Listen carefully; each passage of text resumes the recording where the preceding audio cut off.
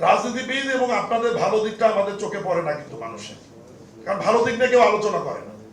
ইঞ্জিনিয়ারদের বহু সফলতা আছে বাংলাদেশ, হাজারো সফলতার গল্প আছে, কিন্তু এই গল্প মানুষের নজরে পড়ে না। মানুষের নজরে পড়ে কার্পেটিং উঠে যাচ্ছে, ওটা একটা টিকটক বানায় ছেড়ে দিল। কোন সময় পর্যন্ত কার্পেটিংটা থাকবে, সেটেল হবে, এটা সম্বন্ধে কিন্তু যে উঠাচ্ছে তার ধারণা নেই। পলেস্টার উঠায় ফেলতেছে, উঠায় ভিডিও করে ছাড়ছে। দুর্নাম হচ্ছে কার? ডিপার্টমেন্টের ইঞ্জিনিয়ার। আপনাদের সফলতার গল্প কি আছে? আপনারা কত ভালো ভালো আর্কিটেকচারাল ডিজাইন করেছেন, কত ভালো ভালো বিল্ডিং করেছেন, কত নতুনত্ব নিয়ে এসেছেন এই এই ডিপার্টমেন্টকে ইঞ্জিনিয়ারিং দিয়ে মানুষের মঙ্গলের জন্য কত কিছু করেছেন, কিন্তু সেই বিষয়গুলো কিন্তু মানুষের নোটিশে ওইভাবে আপনারা হয়তো আনতে পারছেন না বা আপনারা আনতে পারছেন। সমস্ত ডিপার্টমেন্ট লক্ষ হাজার কোটি টাকা খরচ করে আমরা ভালো ভালো প্রকল্প নির্মাণ করছি, কিন্তু যে টুকটাক যেখানে প্রবলেম হচ্ছে সেই প্রবলেমগুলো মানুষের সামনে নিয়ে এসে ইঞ্জিনিয়ারদের হেয় প্রতিপন্ন করা হচ্ছে, যেটা আমাদের কারোর জন্যই কাম্য নয়, যেটা আমাদের কারোর জন্যই কাম্য নয়। এই বিষয়গুলো আমাদেরকে নোটিশে নিতে হবে। আপনারা রিসার্চ করবেন, দীর্ঘমেয়াদী করবেন, যে কোনো প্রোগ্রাম করবেন দীর্ঘমেয়াদী করতে হবে। শর্টকাট কোনো প্রোগ্রাম করে আমাদের দেশে মানুষের জন্য মঙ্গল করা যাবে না। আমি আজ থেকে 7-8 বছর আগে মালয়েশিয়া গেলাম, একটা 8 লেন রাস্তা দিয়ে আমার ওখানকার আমার এলাকার লোকজন যারা ওখানে বিএনপি করে তারা আমাকে নিয়ে গেল।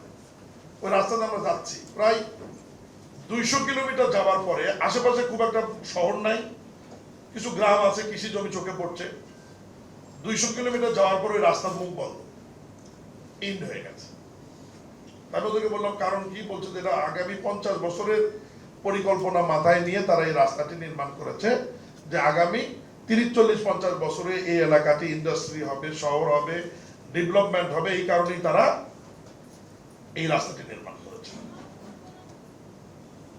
ধরেন আমি ঢাকা শহরে পরিবার সহ এসেছি 2002 বা 2003 সালে।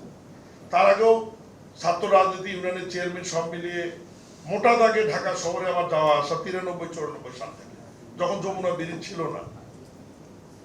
আমার এই জীবদ্দশায় ঢাকা থেকে বগুড়ার মহাসড়কটি কতবার যে বড় করতে দেখলাম আর কতবার যে পুনর্নির্মাণ করতে দেখলাম এই কয়েক বছরে, মাত্র 30 বছরের মধ্যে। এটা কি হওয়া যৌক্তিক? আমি তো কমপক্ষে 15 বার দেখছি যে এই রাস্তা চওড়া হচ্ছে, এই রাস্তার মধ্যে ডিভাইডার হচ্ছে, এই রাস্তা মেনটেন হচ্ছে। এখন হয়তো আপনার সার্ভিস লেন সহ 6 লেন বা 8 লেন করা হয়েছে, এটা ঠিক আছে। তাহলে এই পরিকল্পনাটা আমরা 10 বছর, 15 বা 20 বছর আগে করিনি কেন? ঢাকা চট্টগ্রাম রোড নিয়ে আমাদের বহু আলোচনা আছে, একটা গুরুত্বপূর্ণ সড়ক। তাহলে এটা নিয়ে আমরা বারবার ওখানে কাজ করছি, আজ পর্যন্ত সেটা আমরা 8 লেনে কিন্তু রূপান্তরিত করতে পারিনি। বহু স্বপ্নের গল্প শুনেছি, হাই স্পিড ট্রেন চালু হবে ঢাকা চট্টগ্রাম, আমরা 1 ঘন্টায় যেতে পারবো, 1.5 ঘন্টায় যেতে পারবো। তাহলে এতদিন হলো না কেন? এত মেগা প্রজেক্টের মধ্যে আমরা এগুলো করতে পারলাম না কেন?